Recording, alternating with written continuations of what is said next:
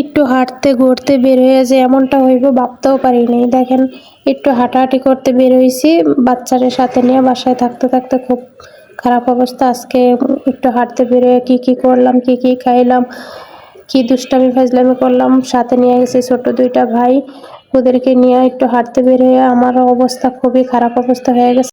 আসসালামু আলাইকুম, আবারও চলে আসলাম আপনাদের মাঝখানে আমি কাকলি আমার ছোট্ট একটা ভিডিও নিয়ে।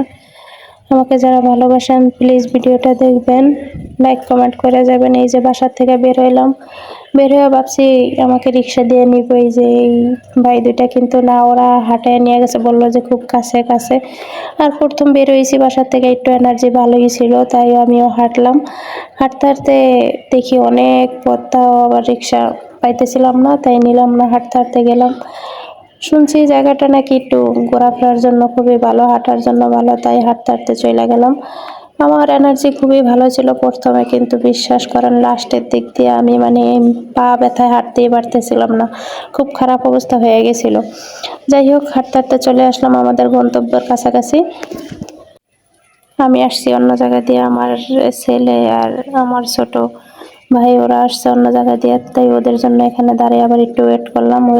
ওয়েট করার পর ওদের সাথে একসাথে হলাম, হাঁটা শুরু করলাম। দেখলাম ভালোই লাগতেছে, তবে ওই জায়গাটার রাস্তাটা খুবই সুন্দর, বিশ্ব রোডের মতো। মাঝখান দিয়ে ফুল গাছ আছে, ফুল গাছের এখানে আবার অনেক ছবি টবি তুললাম, একটু ভিডিও বানাইলাম। বয়ে বয়ে একটা ফুল ছিঁড়লাম, ফুল ছেঁড়া নিষেধ, তারপরে ছিঁড়লাম, ছেঁড়া কানে দিলাম। এই যে আমার সাথে দেখতেছেন আমার এই একটা রোহিঙ্গা ছোট ভাই, ওর পকেটে জীবনে 10 টাকা থাকে না।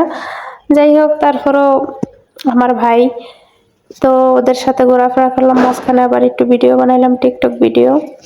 এক জায়গায় গেছি, একটু ভিডিও না বানাইলে কেমন দেখা যায়, তাই ভিডিও করলাম। তো ভিডিও টিডিও করার পর ওরাও আবার ভিডিও করলো, কয়টা ছবি তুললো। ছবি টবি করার পর আবার হাঁটলাম, অনেক গরম, পানির পিপাসা লাগছে খুবই, গলাটা একদম শুকিয়ে গেছিল।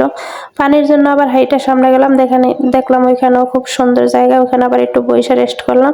এই দেখেন এখানে বাচ্চারা খেলার জন্য খুবই সুন্দর জায়গা, গাড়ি ঘোড়া খুবই কম, নিরিবিলি জায়গা, বাচ্চারা খুবই দুষ্টামি করতে পারে।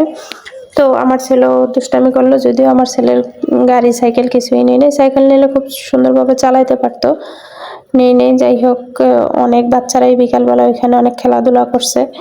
তারপর পানির পিপাসা লাগলো, তো ওদেরকে নিয়ে বললাম যে চল পানি খেয়ে আসি। ওখানে দোকানপাট ছিল না, হাঁটতে হাঁটতে দূরে একটা দোকান পেয়ে গেলাম, সেখান থেকে কিনা পানি খাইলাম, আইসক্রিম নিলাম, কিন্তু আইসক্রিম আমি খাইলাম না, আমার ছেলেরে দিয়ে দিলাম। এই যে দেখেন ওরাও খাইলো। তো সবাই মিলে আইসক্রিম খেয়ে একটু গলাটা ভিজাইলো, শান্তি লাগলো, গরমের ভিতরে ঠান্ডা। এখন আমি বলতেছি চল ঝালমুড়ি খাওয়াবি, ওরা ঝালমুড়ি খাওয়াইবে না আমারে। ওদের সাথে অনেক কথা বলার পরও আমারে ঝালমুড়ি খাওয়ায় না, নিজের টাকা দিয়ে আমি ঝালমুড়ি খাইছি দেখেন। তারপর ঝালমুড়ি মামার কাছে চলে গেলাম, ঝালমুড়ি খাইলাম, ঝালমুড়ি নিলাম।